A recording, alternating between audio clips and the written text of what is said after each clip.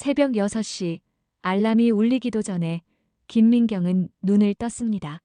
습관처럼 몸을 일으켜 세우고 간단히 세수를 마친 후 수수한 검정 바지와 흰 셔츠를 꺼내 입었죠.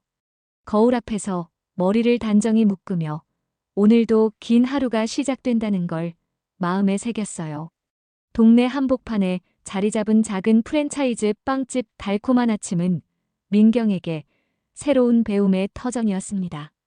가업을 잇기 위해서는 현장을 제대로 알아야 한다는 아버지의 가르침에 따라 그녀는 이곳에서 직접 손님을 맡고 빵을 굽는 일을 배우고 있었어요. 누군가에게는 단순한 아르바이트일 수 있지만 민경에게는 미래를 위한 소중한 수업 시간이었죠. 7시 정각에 문을 열면서 하루가 시작됩니다. 각 구워낸 빵들의 고소한 냄새가 가게 안을 가득 채우고 민경은 한 개씩 진열대에 정성스럽게 배치했어요. 크루아상, 단팥빵, 치즈빵.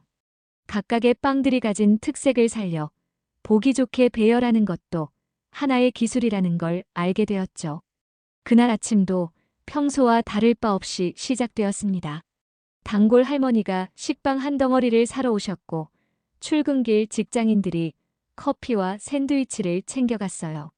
민경은 각각의 손님들에게 정중하게 인사하며 따뜻한 미소를 지었습니다. 아버지가 늘 강조하셨던 것처럼 고객을 대하는 마음이 곧 사업의 기본이라고 생각했거든요. 8시 반쯤 되었을 때 처음 보는 남자가 가게로 들어왔습니다. 키가 큰 편에 단정한 정장 차림, 약간 피곤해 보이는 표정이었지만 예의 바른 인상이었어요. 그는 진열대 앞에서 한창 고민하더니 크루아상을 집으려다가 그만 떨어뜨렸죠. 아, 죄송합니다. 남자는 당황하며 허리를 굽혔어요. 괜찮아요.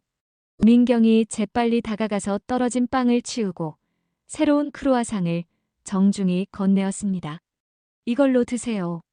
정말 죄송해요. 떨어뜨린 빵값도 지불할게요. 아니에요. 실수니까 서비스로 드릴게요. 민경의 자연스러운 미소를 본 순간 오준영의 마음속에 뭔가 따뜻한 감정이 스며들었어요. 그날 이후로 준영은 거의 매일 아침 그 빵집을 찾게 되었습니다. 처음에는 정말 빵을 사러 온 거였지만 점점 민경과의 짧은 대화가 하루의 활력소가 되어갔죠. 로펌에서의 스트레스와 바쁜 일정 속에서도 그녀의 밝은 인사만큼은 마음을 편안하게 만들어 주었어요. 오늘은 어떤 빵을 드시겠어요? 민경이 물으면 준영은 늘 다른 빵을 골랐습니다. 사실 무엇을 먹든 상관없었어요. 그저 그녀와 조금 더 이야기를 나누고 싶었거든요. 몇 주가 지나자 민경도 그의 진심을 느끼기 시작했습니다. 처음에는 단순히 친절한 손님 정도로 생각했지만 매일같이 찾아와서 정중하게 대화를 나누려는 그의 모습에서 진정성을 느꼈어요. 무엇보다 그는 절대 무례하지 않았고 항상 그녀의 일을 방해하지 않는 선에서 조심스럽게 말을 걸었죠. 어느 날 준영이 용기를 내어 물었습니다. 혹시 시간 괜찮으시면 저녁에 간단히 차라도 한잔 하시지 않을래요?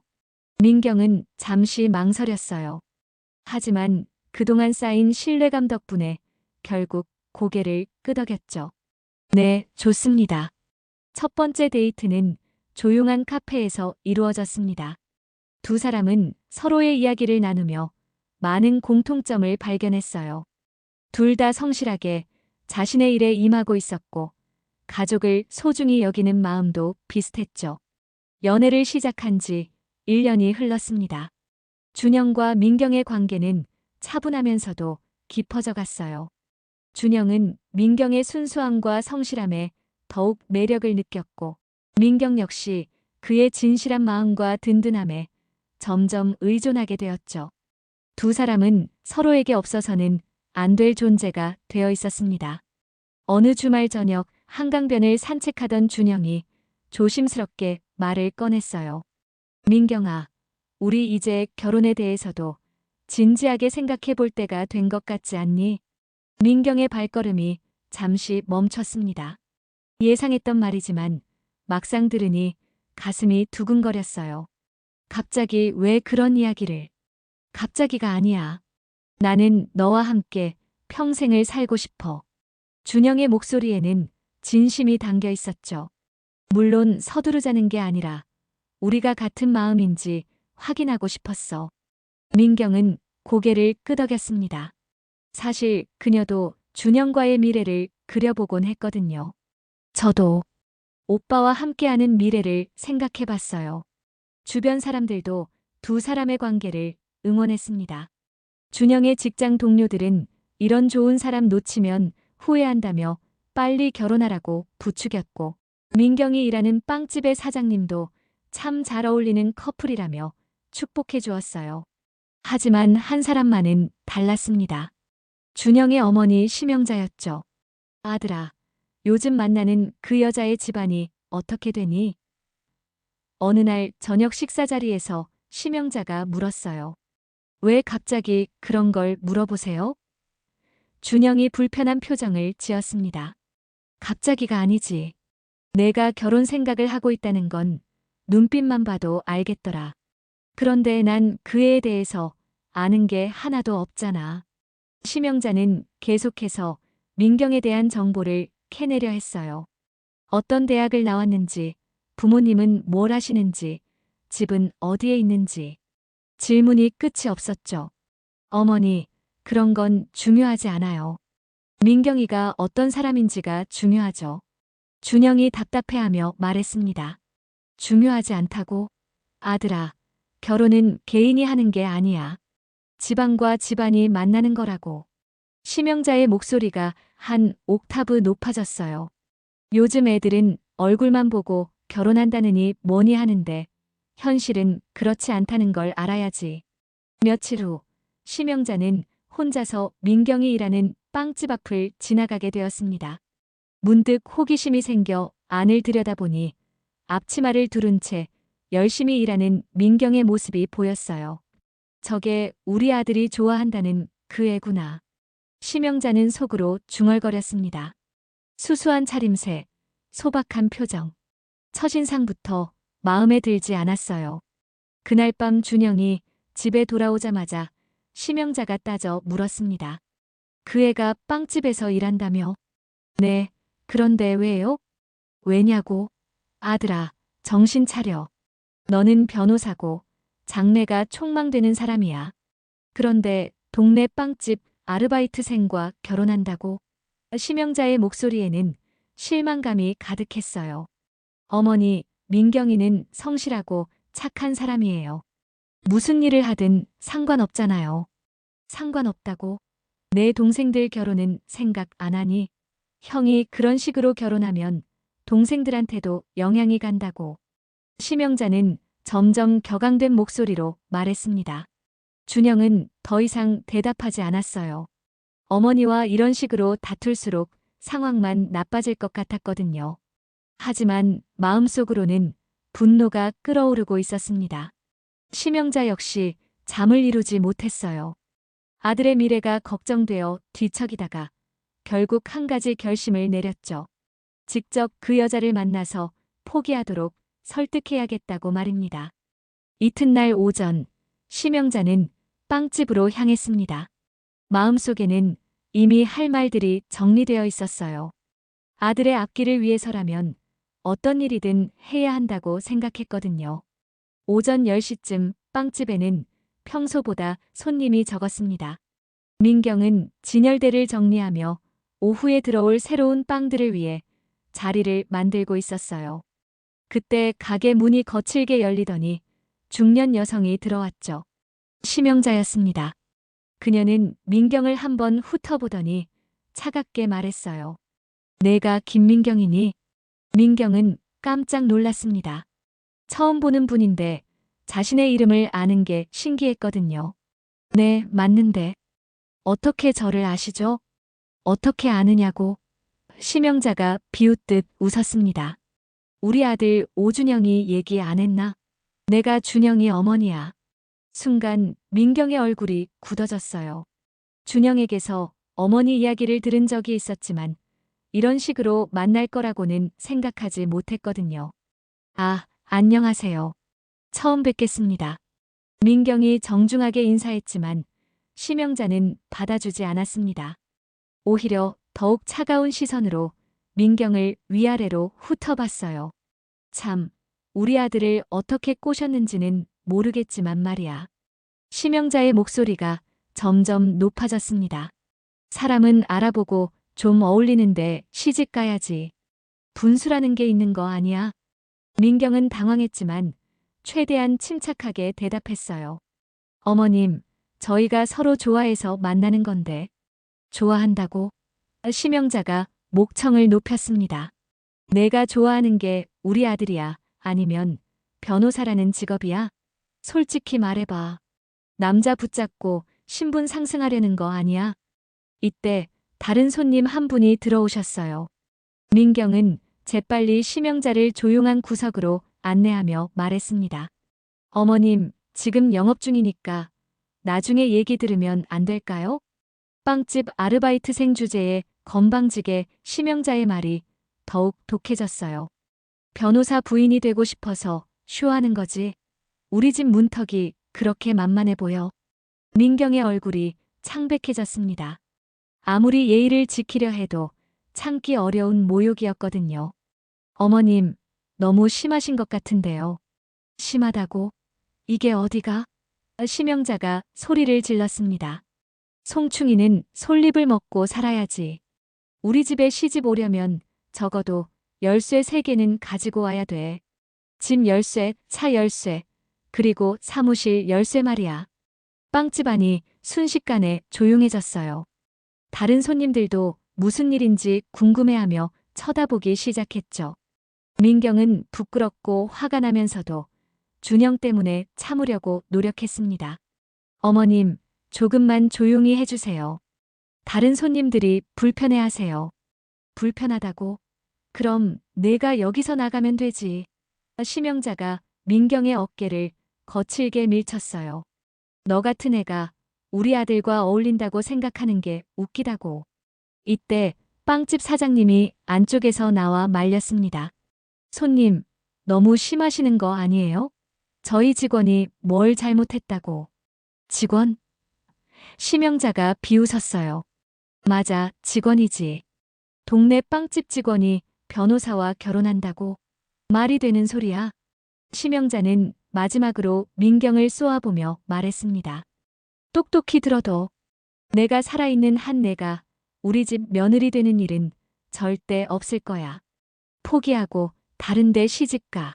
그리고는 뒤도 돌아보지 않고 빵집을 나가버렸어요. 남겨진 민경은 온몸이 떨렸습니다. 분노보다는 절망감이 더 컸어요. 이런 식으로 시작된 관계가 과연 행복할 수 있을까 하는 의문이 들었거든요. 빵집 사장님이 걱정스럽게 물었습니다. 민경아, 괜찮니? 저 사람 누구야? 죄송해요, 사장님. 제 일로 소동을 일으켜서. 민경은 눈물을 참으며 대답했어요. 그날 오후 내내 민경은 마음이 무거웠습니다. 준영을 만나면 뭐라고 말해야 할지, 이 일을 어떻게 해결해야 할지 고민이 깊어만 갔어요. 그날 저녁 민경은 준영에게 만나자는 연락을 했습니다. 평소보다 목소리가 무거웠지만 준영은 별다른 의심 없이 약속 장소로 나왔어요. 두 사람이 자주 가던 조용한 카페에서 마주 앉았지만 분위기가 예전 같지 않았죠. 무슨 일이야? 표정이 안 좋아 보이는데. 준영이 걱정스럽게 물었습니다. 민경은 한참을 망설이다가 입을 열었어요.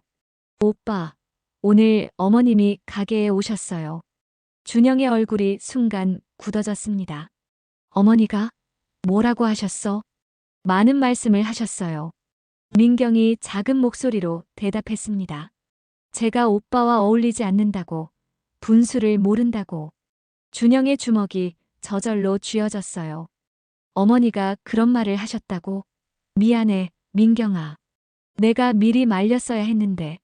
아니에요. 오빠 잘못이 아니에요. 민경이 고개를 저었습니다. 하지만 저는 생각이 많아졌어요. 정말 많이요. 카페 안은 고요했고 두 사람 사이에도 무거운 침묵이 흘렀습니다. 민경은 오늘 하루 종일 고민했던 말들을 꺼내기 시작했어요. 사실 오빠를 처음 만났을 때부터 느꼈어요. 우리가 살아온 환경이 다르다는 걸요. 민경의 목소리가 떨렸습니다. 그래도 오빠가 진심으로 저를 좋아해 주시니까 그것만으로도 충분하다고 생각했었죠. 지금도 충분해. 우리에게 중요한 건 서로를 아끼는 마음이잖아. 준영이 간절하게 말했어요. 하지만 결혼은 둘만의 문제가 아니라는 걸 오늘 깨달았어요. 민경이 고개를 들어 준영을 바라봤습니다. 어머님과 가족이 될 자신이 저에게는 없어요. 준영은 당황했습니다. 어머니의 반대를 예상하기는 했지만 민경이 이렇게까지 상처받을 거라고는 생각하지 못했거든요. 민경아, 시간이 지나면 어머니도 마음을 바꾸실 거야. 내가 설득할게. 오빠는 참 좋은 사람이에요. 민경이 슬픈 미소를 지었습니다. 하지만 전 더 이상 버틸 수가 없어요. 오늘 어머님이 하신 말씀들이 계속 귓가에 맴돌아요. 민경은 잠시 숨을 고르고 이어서 말했어요. 송충이는 솔잎을 먹고 살아야 한다고 하시더라고요.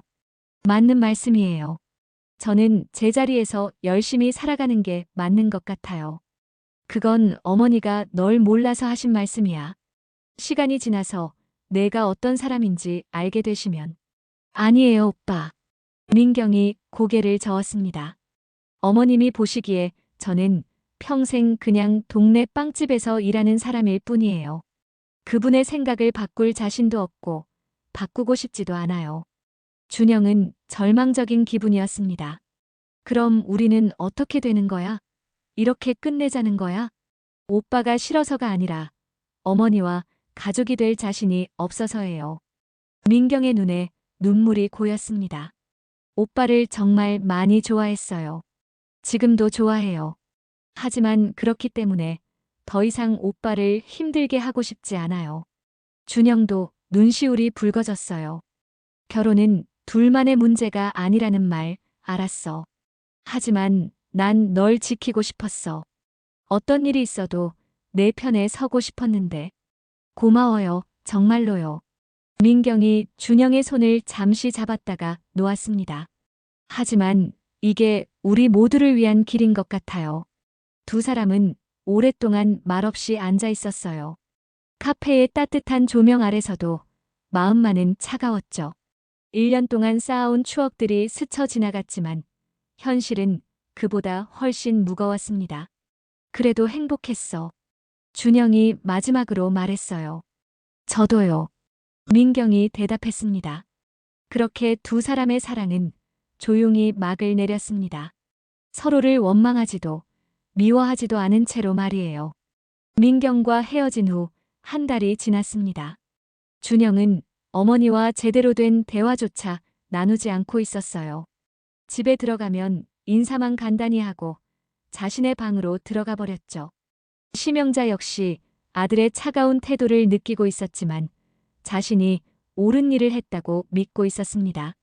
어느 목요일 저녁, 심영자는 혼자서 늦은 저녁을 먹고 있었어요. 준영은 야근이라며 집에 오지 않았고 남편은 출장 중이었죠. 적적한 마음에 TV를 켜고 이런저런 채널을 돌리다가 경제 뉴스에서 멈춰 섰습니다. 오늘은 국내 제과업계의 선두주자인 루비제과의 김대철 회장님을 모셨습니다. 앵커의 목소리가 들려왔어요. 심영자는 별 관심 없이 국을 떠먹으면서 화면을 흘끗 보았습니다. 화면에는 품격 있어 보이는 중년 남성이 나와 있었어요. 루비제과가 올해로 창립 30년을 맞았다고 들었는데 특별한 소감이 있으시다면요? 네, 작은 동네 빵집에서 시작해서 지금의 루비제과가 되기까지 참 많은 분들의 도움이 있었습니다. 김대철 회장의 목소리는 차분했어요. 특히 저희 가업을 이어갈 딸이 현장을 제대로 배우기 위해 직접 발로 뛰면서 노력하는 모습을 보니 아버지로서 정말 자랑스럽습니다. 이때 앵커가 질문했습니다. 말씀하신 따님이 김민경 이사님이시죠? 최근에 각 지역 매장에서 현장 경험을 쌓고 계신다고 들었는데요. 심영자의 숟가락이 멈췄어요. 김민경이라는 이름이 귀에 들어왔거든요. 네, 맞습니다. 민경이가 얼마 전까지 서울의 여러 매장에서 직접 일해왔어요. 단순히 책상에서 배우는 것보다 현장에서 고객들을 직접 만나고 일하는 경험이 훨씬 중요하다고 생각했거든요. 화면이 바뀌면서 젊은 여성의 모습이 나타났습니다. 깔끔한 정장을 입고 자신감 있는 표정으로 인터뷰를 하고 있는 모습이었어요. 심영자의 눈이 커졌습니다. 그 얼굴을 분명히 알고 있었거든요. 안녕하세요. 루비제과 김민경입니다. 화면 속 여성이 말했어요. 심영자의 입이 벌어졌습니다. 동네 빵집에서 앞치마를 두르고 일하던 바로 그 김민경이었어요. 하지만 지금 화면 속의 그녀는 완전히 달라 보였죠. 단정한 헤어스타일, 품격 있는 정장, 그리고 무엇보다 당당한 눈빛이 인상적이었습니다. 현장에서 직접 일하시면서 어떤 점을 느끼셨나요? 리포터가 물었어요. 고객 한 분 한 분을 직접 만나면서 저희가 만드는 빵이 단순한 제품이 아니라 누군가의 하루를 행복하게 만드는 소중한 존재라는 걸 깨달았습니다. 민경의 목소리는 차분하면서도 확신에 차 있었어요. 앞으로도 계속해서 현장의 목소리에 귀 기울이며 더 나은 제품과 서비스를 제공하겠습니다. 심영자는 리모컨을 떨어뜨렸습니다. 화면에서는 계속해서 루비제과에 대한 설명이 이어졌어요. 루비제과는 현재 전국에 300여 개의 가맹점을 운영하고 있으며 올해 매출 5천억 원을 돌파할 것으로 예상됩니다. 특히 김민경 이사는 해외 명문대학에서 경영학을 전공한 후 국내 유수의 기업에서 마케팅 경력을 쌓았습니다. 현재는 루비제과의 차세대 경영진으로서 회사의 미래를 이끌어가고 있죠. 심영자는 소파에 털썩 주저앉았어요. 머리가 하얘졌습니다. 자신이 동네 빵집 아르바이트생이라고 무시했던 그 여성이 사실은 제과업계 최대 기업의 상속자였다는 충격적인 사실을 받아들이기 어려웠거든요. 내가 뭘 한 거야? 심영자가 혼잣말을 중얼거렸습니다. 그동안 민경에게 퍼부었던 모욕적인 말들이 하나씩 떠올랐어요. 송충이는 솔잎을 먹고 살아야 한다. 동네 빵집 아르바이트생 주제에 열쇠 3개는 가져와야 한다. 모든 말들이 부메랑이 되어 자신에게 돌아오는 기분이었죠. 준영은 그동안 어머니와의 관계를 완전히 정리하지는 못했지만 적어도 자신만의 삶을 만들어가고 있었어요. 로펌에서의 일에 더욱 몰두하면서 실력을 인정받아 파트너 변호사로 승진했죠. 무엇보다 준영은 스스로 많이 성장했다고 느꼈습니다.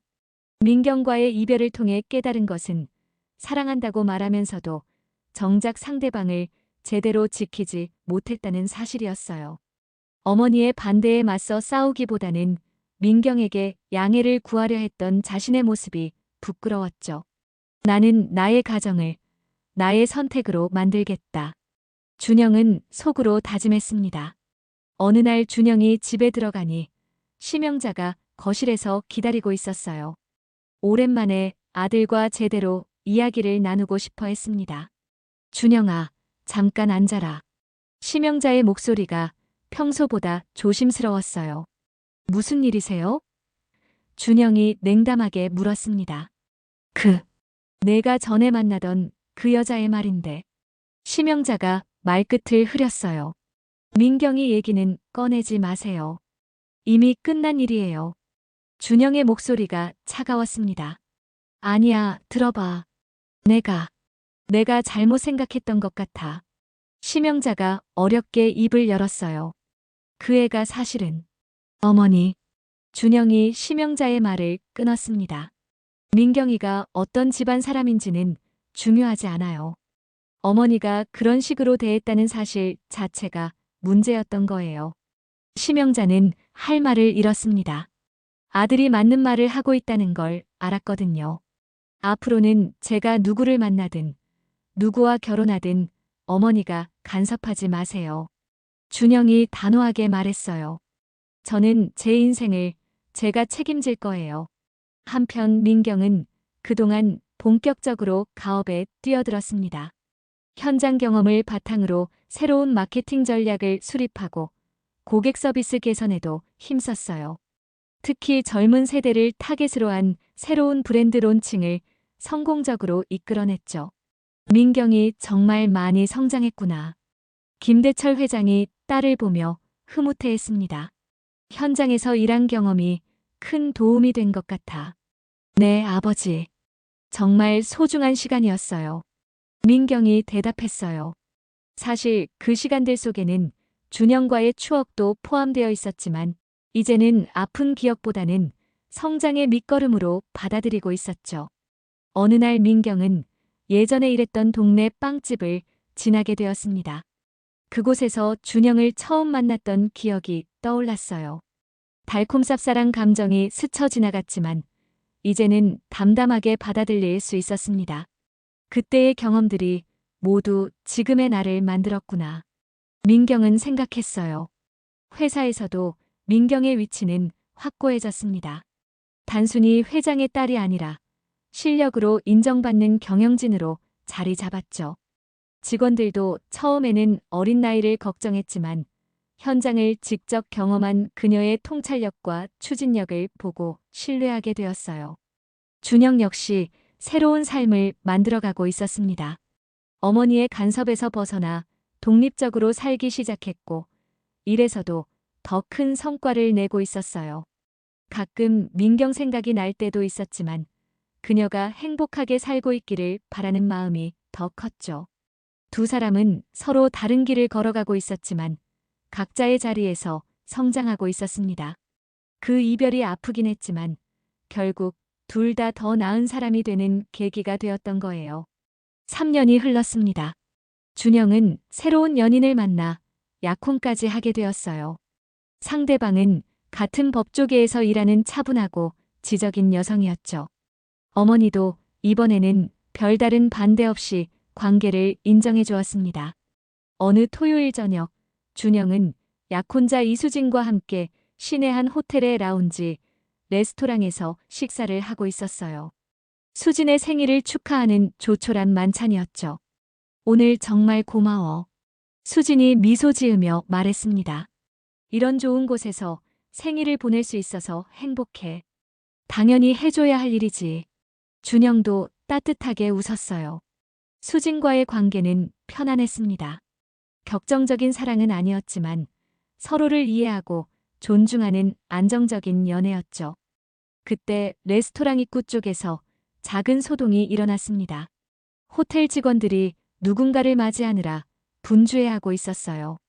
준영은 별 신경 쓰지 않고 수진과 대화를 계속했죠. 다음 주에 예식장 계약하러 가는 거 맞지? 수진이 물었어요. 응, 토요일 오후에 가자. 준영이 대답하려던 순간 시선이 입구 쪽으로 향했습니다. 그곳에 김민경이 서 있었어요. 민경은 검은색 정장을 입고 있었는데 예전보다 훨씬 세련되고 당당해 보였습니다. 호텔 지배인으로 보이는 사람이 정중하게 인사하며 그녀를 안내하고 있었어요. 분명 중요한 인물로 대접받고 있다는 게 느껴졌죠. 준영의 심장이 빨라졌습니다. 3년 만에 보는 민경의 모습이었거든요. 그녀는 더 성숙해졌고 무엇보다 자신감 넘치는 분위기가 인상적이었어요. 민경도 레스토랑을 둘러보던 중 준영을 발견했습니다. 순간 발걸음이 멈춰 섰어요. 그리고 그의 맞은편에 앉아있는 여성도 보였죠. 둘의 관계가 어떤 사이인지는 분위기만 봐도 알 수 있었습니다. 잠시 시선이 마주쳤습니다. 준영은 놀란 표정을 감추지 못했지만 곧 작은 미소를 지으며 고개를 끄덕였어요. 민경도 잠깐 머뭇거리다가 정중하게 인사를 받았습니다. 무슨 일이야? 수진이 준영의 시선을 따라보며 물었어요. 아니야, 아는 사람이 있어서. 준영이 자연스럽게 대답했습니다. 민경은 호텔 직원의 안내를 받으며 레스토랑을 지나 엘리베이터로 향했어요. 루비 제과와 호텔 그룹 간의 전략적 제휴를 논의하기 위해 온 자리였죠. 이제 그녀는 단순한 상속자가 아니라 실질적인 경영진으로서 중요한 의사결정을 내리는 위치에 있었습니다.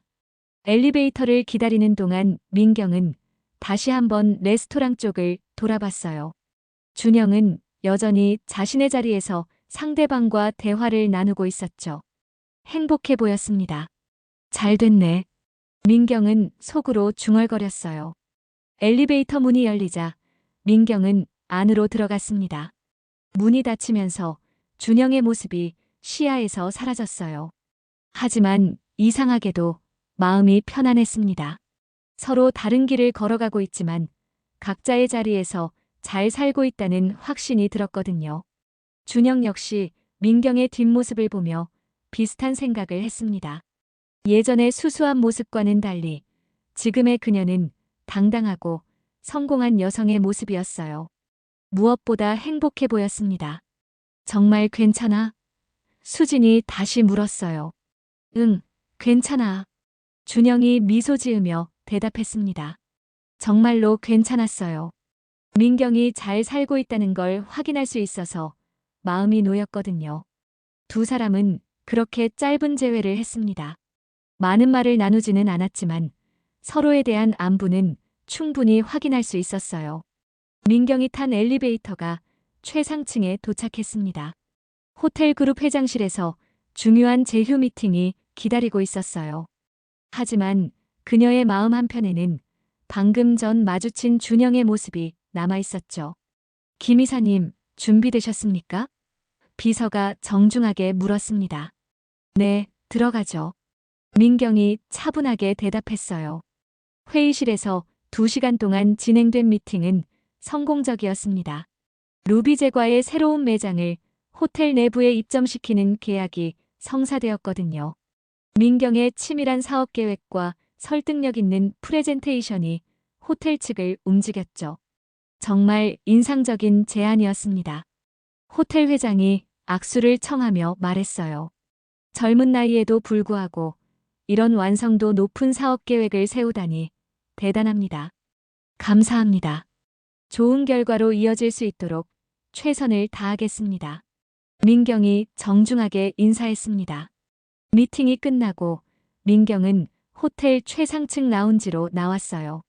탁 트인 서울 시내 야경이 발 아래 펼쳐져 있었죠. 성공적인 계약 체결에 만족스러웠지만 여전히 마음 한구석에는 아까 그 순간이 남아 있었습니다. 창밖을 바라보며 민경은 혼잣말을 중얼거렸어요. 나도 고마웠어. 그 말 속에는 많은 의미가 담겨 있었습니다. 준영과 함께했던 시간들, 비록 아픈 이별로 끝났지만 그 경험이 지금의 자신을 만드는데 도움이 되었다는 감사함이었어요. 무엇보다 오늘 그가 행복해 보이는 모습을 확인할 수 있어서 마음이 편했죠. 한편 아래층 레스토랑에서 준영과 수진의 저녁 식사도 끝나가고 있었습니다. 수진은 여전히 준영의 표정 변화를 궁금해했지만 더 이상 묻지는 않았어요. 오늘 정말 즐거웠어. 수진이 만족스럽게 말했습니다. 나도 그래. 준영이 진심으로 대답했어요. 실제로 마음이 한결 가벼워진 기분이었거든요. 계산을 마치고 호텔을 나서면서 준영은 마음속으로 조용히 중얼거렸습니다. 내가 행복해 보여서 정말 다행이야. 그의 말에도 진심이 담겨 있었어요. 민경에 대한 미련이나 아쉬움보다는 그녀가 자신의 길에서 성공하고 행복하게 살고 있다는 것에 대한 안도감과 축복의 마음이었죠. 3년이라는 시간이 두 사람을 충분히 성숙하게 만들었습니다. 서로를 원망하거나 아파하지 않고 오히려 각자의 성장에 감사할 수 있게 되었어요. 차에 올라탄 준영은 수진에게 말했습니다. 내일 부모님께 정식으로 인사드리러 가자. 정말? 수진이 놀라며 물었어요. 응, 이제 확신이 서. 준영의 목소리에는 확신이 차 있었습니다. 자신의 선택에 대한 책임감과 함께 새로운 미래에 대한 기대감도 느껴졌어요. 그날 밤 두 사람은 각자의 집에서 깊은 잠에 들었습니다. 민경은 성공적인 사업과 앞으로의 계획들을 생각하며 준영은 수진과 함께할 미래를 그려보며 잠들었어요. 세상에는 끝까지 이어지지 못하는 인연들이 있습니다. 하지만 그 인연들이 모두 의미 없는 건 아니에요. 때로는 서로를 더 나은 사람으로 만들어주는 소중한 경험이 되기도 하죠. 준영과 민경의 이야기도 그런 인연이었습니다.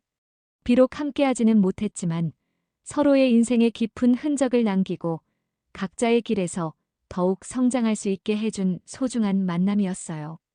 그리고 어딘가에서 심영자는 여전히 그날의 후회를 안고 살아가고 있을 겁니다. 겉모습만으로 사람을 판단했던 자신의 어리석음을, 그리고 아들의 행복을 가로막았던 자신의 편견을 말이에요.